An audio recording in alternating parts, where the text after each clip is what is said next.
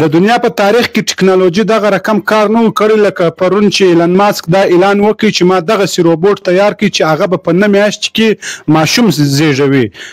ډېره د حیرانتیا خبره ده. ایلن ماسک پرون پر خپله فیسبوک پاڼه یعنې دنیا ته دا شی ښکاره کړي چې ما داسې روبوټ جوړ کړي 9 میاشتې به دغه روبوټ خپل ماشوم په نس کې ګرځوي.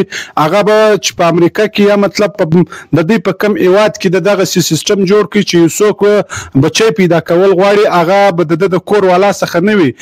د دې دوه به وي خو د روبوټ په ذریعه به دی هغه 9 میاشتې د روبوټ په نس کې وي. 9 میاشتې ما بعد به هغه روبوټ دغه کوچنی پیدا کوي. دغه تجربه دی وایي چې زه کوم 9 میاشتې کې به زه دغه ماشوم و دغه خپل مور پلار ته په لاس ورکوم. ماشوم به د دې وي خو صرف روبوټ به یې زیږوي. د روبوټ په نس کې به غټېږي. روبوټ به هغه ته پیدایش ورکوي هغه به پیدا کوي.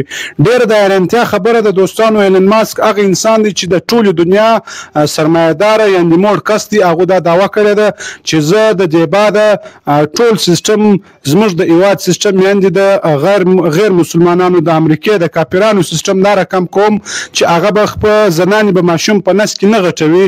دغه روبوټ په ذریعه باندې به د دغه ماشوم پیدایش موږ د روبوټ په ذریعه کوو. روبوټ به 9 میاشتې د ماشوم په خپل نس کې ساتي. بیا به 9 میاشتې ما بعد دغه د روبوټ څخه پیدا کېږي.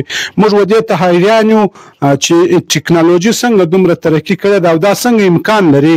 دا دعوه کړې ده چې دغه سیسټم زه په دې باندې په حاله کوم کوم چې زنانې دغه د ماشوم د پیدایش په وخت کې ژوند د لاسه ورکوي. دی وایي په دې سره به زموږ د زنانو ژوند وژغورول سي.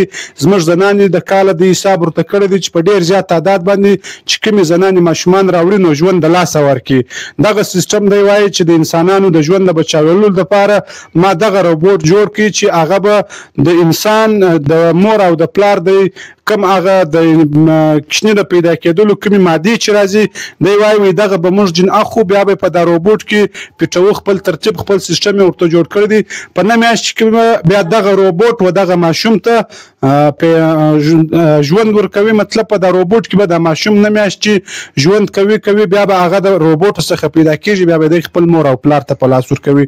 دوستانو نه پوهېږم چې دغه ټکنالوژي اوس څه کول غواړي. پر دې باندې په کار دا دی زموږ علما کرام هم بیانونه وکړي چې دا د اسلام د لارې څنګه کېږي. دا اسلام کې د ټکنالوژي څنګه مثالونه دي.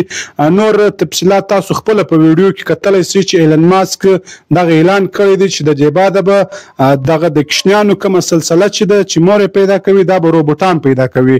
روبوټان به تاسې لیدلي وي چې هغه په ډېر شکلو باندې جوړ سوي دي. موږ او تاسو لیدلي دي. خو دغه بیا یو نوې کارنامه سوې ده چې ایلن ماسک دغه اعلان وکړي چې د دې بعده به ماشومان د روبوټ په ذریعه باندې موږ پیدا کوو. ډېر ورته حیران وو. ټول ملګري پر دې باندې کمنټونه پرېږدئ چې دا اوس ټکنالوژي دومره پر مخ څنګه تللې ده او دا څنګه کېدلی شي او څنګه امکان لري. ویډیو پیغام پر مخ تر سره نشر کړئ.